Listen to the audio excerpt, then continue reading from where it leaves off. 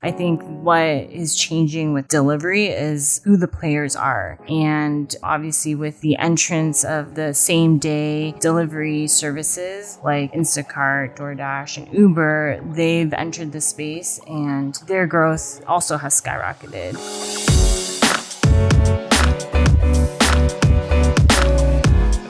Hey gang, it's Monday, September 13th. Cindy and listeners, welcome to the Behind the Numbers Daily and eMarketer podcast made possible by VTEX. I'm Marcus. Today I'm joined by one of our forecasting directors. It's Cindy Liu. Hi, Marcus. Hello there, Cindy. Thanks for hanging out. Today's fact, we've got a couple of facts. Facts about the US dollar bill. Fact number one, the 5, 10, 20 and 50 bills have all been redesigned in the last 10 years or so to some degree, but the dollar bill has remained unchanged since 1963. Possible reasons why. One, the US Treasury Department says it's because the denomination is rarely counterfeited. And two, it could also be because of lobbying by the vending machine industry, because if it changed, they have to redesign every single machine to accommodate the new bills. The second fact about the dollar bill, the first person on the $1 bill was Salmon P. Chase, the Secretary of the Treasury at the time. Coincidentally, the man who was designing the country's first banknotes decided to put himself on it.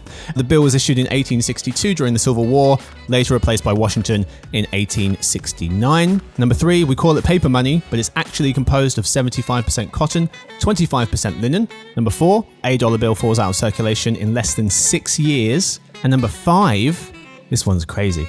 There are obviously 13 original colonies in America before the various states came along. On the $1 bill, there are also 13 steps on the pyramid, 13 arrows in the eagle's talon, as well as 13 stripes in front of the eagle and 13 stars on the Great Seal above it.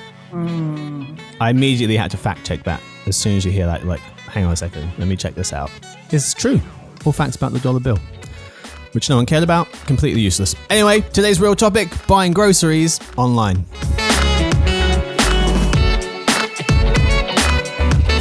Cindy, we're talking all about buying groceries today, specifically buying groceries online. We'll talk about how much people buy groceries online. We'll talk about who are some of the largest online grocers, how many Americans are buying them online, how people are getting them delivered, and what the future might look like for online grocery. We'll start, of course, with how much of our grocery shopping is done online.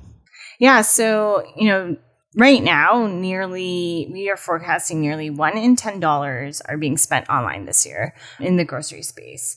And, that grew tremendously over the pandemic in 2020. Growth was over 63%.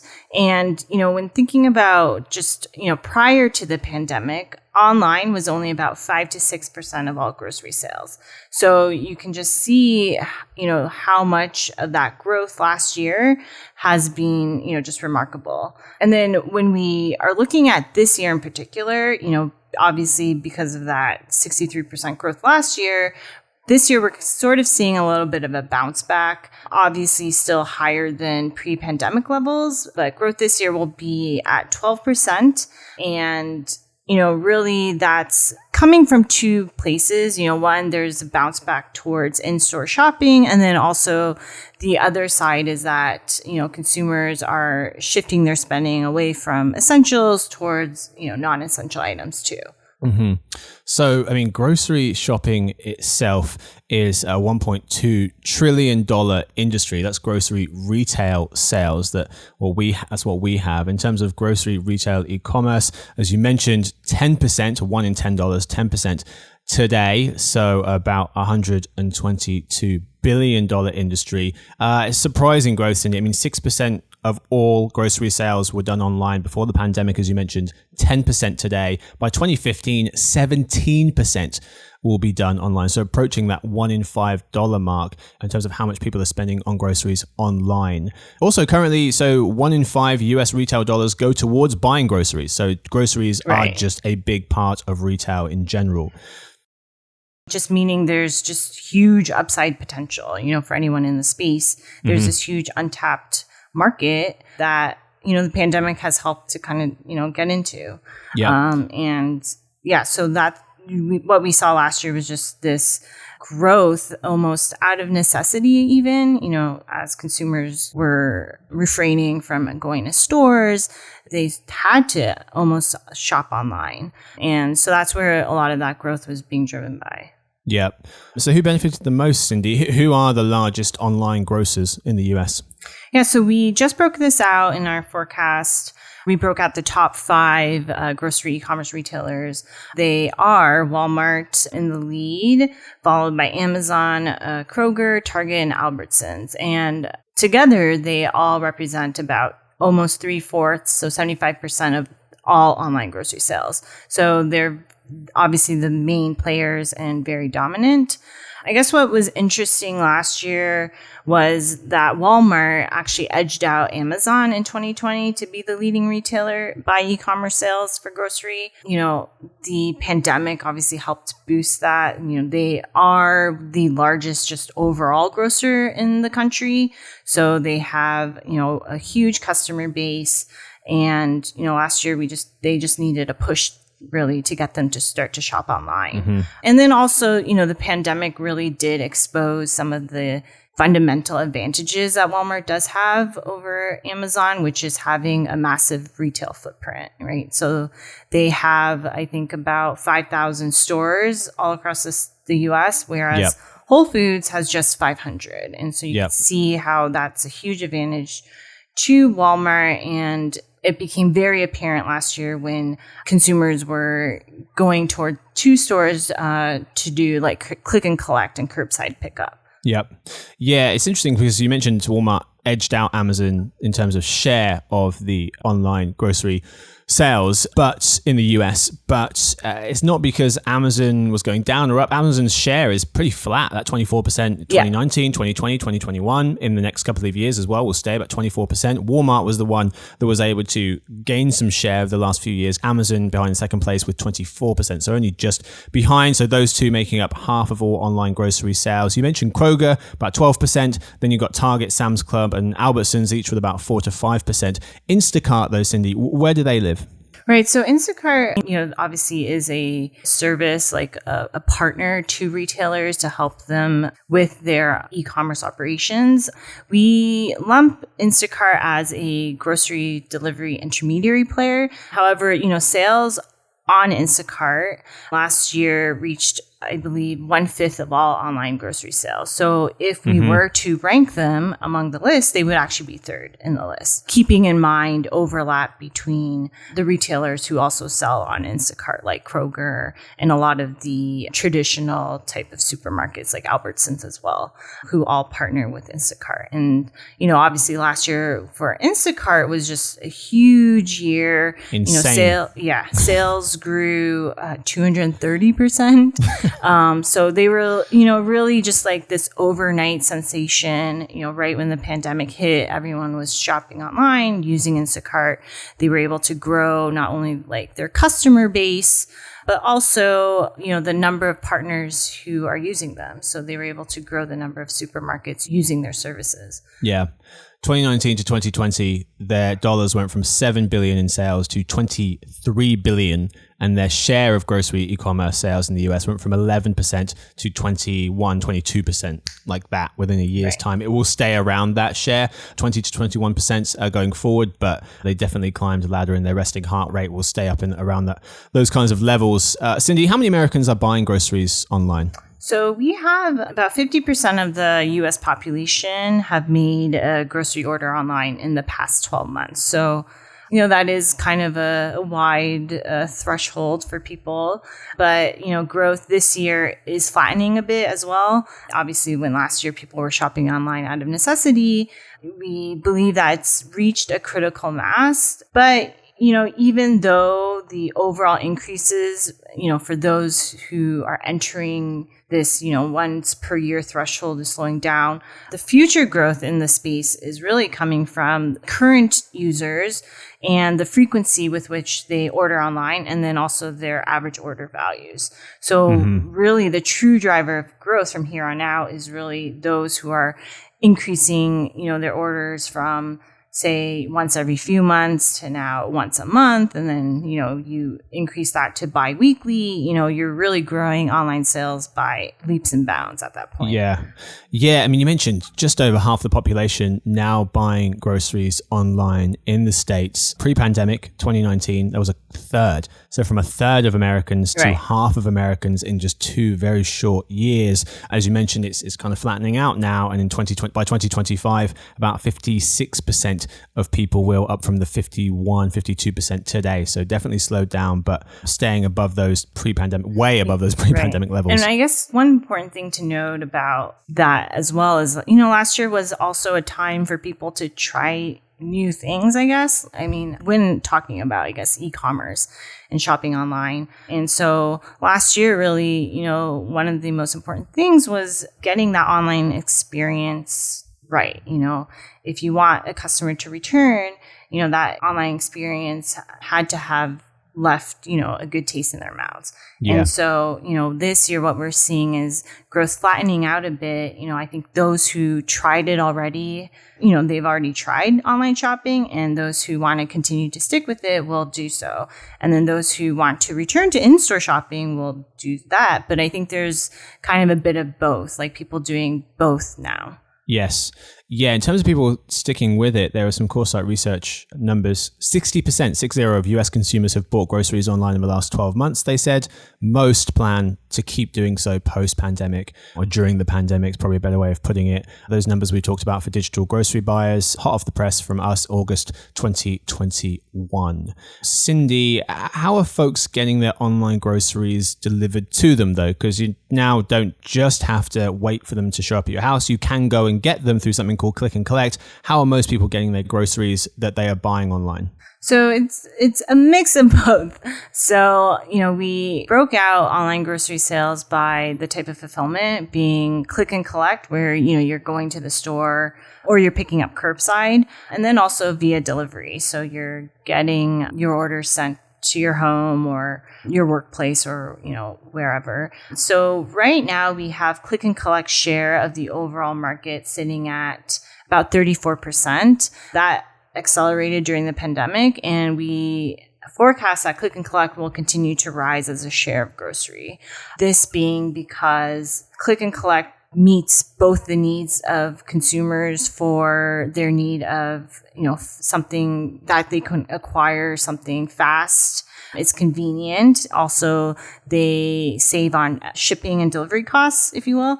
And for retailers, it's a better option as well for them to their bottom lines. They can use existing stores to fulfill orders. And most importantly, they save on the last mile delivery, which is obviously very costly for groceries. And so what we're seeing is a real push towards click and collect. And by, I think, 2025, we have over 40% of all grocery e-commerce sales being fulfilled this method. Yes. One thing to note is obviously the presence of Amazon. And that's really the reason why it actually doesn't hit 50%. But, we did an analysis where we took out Amazon sales, and click and collect would reach about 50%, I believe, in 2023 for the addressable market, meaning among retailers who are able to offer click and collect, it would reach about the 50% threshold in the next few years. Okay. But those current numbers, you said about a third of people getting their groceries through click and collect, 2/3 getting them delivered to them. So 2/3, 66-33 split in favor of delivered. In 4 years' time, more of a 60-40 split in favor of delivered. So click and collect is gaining and will be about 40% of the share in terms of how people get their groceries in the future in 4 years' time. There was a study from Food Industry Association and Label Insight asking about the fulfillment methods used by US grocery buyers when digitally shopping for groceries, how people are getting their groceries that they buy online. Number one, home delivery using standard shipping, 44%. Then same and next day home delivery, 38%. So the first one was just standard shipping.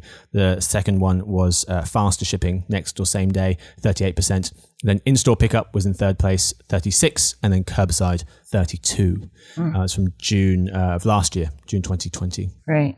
There's always still going to be a place for delivery. Like, that's not going away. Yep. I think what is changing with delivery is who the players are.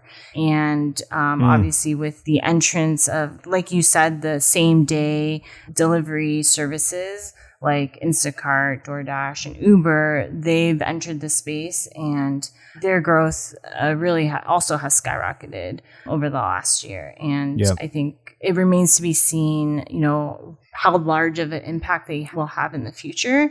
But, last year, because groceries really, when you think about groceries, most consumers want those items same day, right? So, you're not thinking about groceries and you're thinking about an order that you want to put in for next week. Really, what's convenient for consumers is that it's delivered same day. And last year, one of the biggest stopgap measures, I think, for retailers in order to meet this, rising demand was to use services like Instacart, who helped retailers be able to meet that growing demand. And then you have Uber and DoorDash also entering the space. But now, they've entered the space, but also they're bringing along, different types of products too. They're partnering with drugstores for convenience type items and convenience stores and things like that. So almost the kind of how you think about grocery is also evolving. Finally, Cindy, your thoughts on where online grocery goes from here? Anything stand out to you in terms of where grocery will go, or certain players perhaps in the next, let's say, 6 months to maybe 12? Yeah, again, I think just the rise of these delivery intermediary players, like the same day players like DoorDash and Uber, that's something that will, is continuing to evolve. They're growing really fast. They're partnering with more and more retailers. So that's something to keep an eye out for. And then also with existing retailers, it's sort of how do they move forward from here? Are they going to continue to partner with other services where, they may have to relinquish the relationship with the customer, or they're, paying for commissions or services. And then also thinking about retailers, and they're also kind of forfeiting ad dollars if they have an ad platform to services like Instacart. And so it's almost how are these retailers going to move forward and evolve? And I think one of the biggest trends that have come out of the pandemic, and I think will be a real force moving forward, is click and collect, because it meets almost all the needs of both the consumers and the retailers. Mm-hmm. Yeah, I'm very curious to see what kind of things people are buying online versus in store. Are we going to see somewhat of a split between people buying coffee, milk, cereal? All that stuff can be online. However, fruit and veg, I need that to be in store. What's that going to look like? And whether also some of these smaller grocers can hold their own in a world that's increasingly becoming about speed, about convenience. There was an article by Shira Overdale of the New York Times citing her colleague Sapna Maheshwari, who was saying that Kroger, they made headlines for investing in large automated warehouses with robots. The company says they will eventually do most of the work putting together grocery orders, these robots. Other companies are testing mini warehouses attached to stores that are designed solely to assemble online orders. Stores are designed for browsing, so it's harder to pick orders from stores. However, most grocery stores can't spend what Walmart and Amazon can invest in new technologies. Sapna Maheshwari was saying that one company called Ox is promoting smart glasses with head-mounted displays for grocery pickers to wear, saying that eliminating handheld devices will save money. Ox's website says the average picker of groceries for somebody, on behalf of somebody through one of these apps, spends over 700 hours a year touching a screen. Adding, that means you spend about $13,000 per associate per year who's just touching buttons on a scanner or a tablet. So a rush to make picking of these groceries as efficient as possible. Can some of those smaller players hold their own? Right. No, that's the most important point too. And a really good point, because there's always going to be a need for, again, these delivery players like Instacart who can help the smaller players because they don't have the capital. Yep. Just even going back to the Kroger example, I think I read that project is, I think it was a $55 million project. So, they have one warehouse that opened in April and they have 20 planned in total. So, I think that's going to be a very slow rollout. And so I think in the meantime, they're going to have to, use other alternatives. Yep. That's all we've got time for the first half. Time now for, of course, the halftime report. where we summarize the key takeaways. Cindy, do you have a takeaway for us from the first half of the show? What jumps out to you the most about everything we've discussed? That even though online grocery, accelerated so much during the pandemic, it still is just, $1 in $10. And so meaning there's still 90% of grocery sales that are still transacted offline. Excellent point. That's it for the lead story. Time now for In Other News. First, a quick word from our sponsor, VTEX.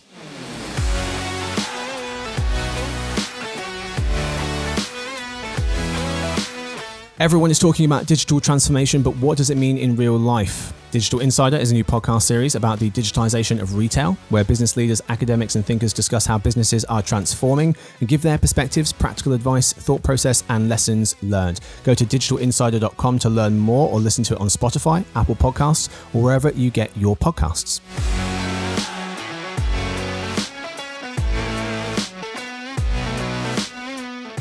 Folks, we are back. Time now for In Other News. Customers don't buy on social media. Urban Outfitters' new secondhand goods marketplace app, and The Gap becomes the latest player to buy its own virtual try-on technology.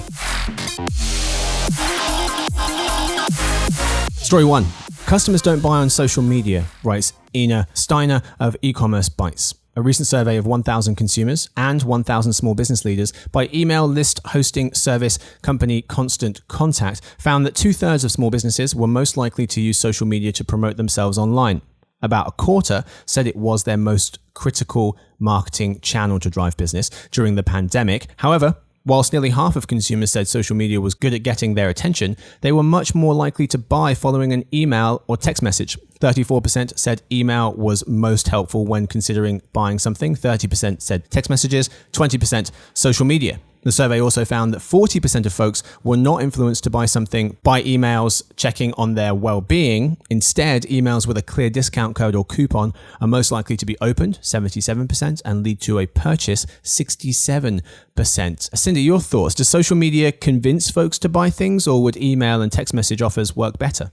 I feel like that's hard to say. I think when you say convinced, do you mean do they actually purchase on the social site? Maybe, perhaps not. So, yeah, I'm not surprised that, maybe the conversion doesn't actually happen on the social site. However, there's a lot of argument about where the inspiration happens. I think consumers definitely are, shop online, even though they're not conscious of it shopping on social media. They might get ideas from it, but, they're finding inspiration through it still. And, one thing about what was interesting here was thinking about email was that, it's almost about finding the right medium at the right time, right? So email, if you think about email, it does seem effective, at converting people when they are ready. So that's the most important part, right? I think it's when the consumer is actually ready to make the purchase. Because through email, you can save the email for a later time. You could save that discount code when you're ready. Story 2. Urban Outfitters' new secondhand goods marketplace app, Newly Thrift, with 2 U's in Newly, set to launch this fall. Will be going head-to-head with online resellers Poshmark and ThredUp. Urban Outfitters will make money on the new app by collecting commissions on resales. Urban Outfitters will let sellers list products from any brand on Newly Thrift, but plans to offer a more curated experience than its competitors. Cindy, can this new app, Newly Thrift, compete? There's a lot of these platforms now. I think over the past year, there's one popping up every so often. So it's all, it's going to be about differentiating yourself, because I think there's a lot of overlap now. You think about Depop, the one that we talked about before. There's ThredUp, there's Poshmark. There's a lot of brands entering this space too. So it's going to be about how they're going to differentiate themselves. Yeah, you said a lot popping up. Charity L. Scott of the Wall Street Journal notes, number 1, Lululemon Athletica, Levi Strauss, Macy's, and Rent the Runway have all expanded into the secondhand market. She also says, number 2, secondhand clothes have become a more popular alternative to fast fashion among younger folks. Over 4 out of 10 Gen Z shoppers bought secondhand fashion last year, 2020, according to Global Data PLC. Poshmark and ThredUp just reported strong sales gains in their latest quarters as well. Story 3. Gap becomes the latest retailer to buy its own virtual try-on technology, writes Patrick Culp of Adweek. after they acquired Y Combinator-backed startup Draper. The company lets folks quickly create 3D avatars of their bodies to try on products. Cindy, is the jury still out on virtual try-on? I don't know. Have you ever tried it? Nope.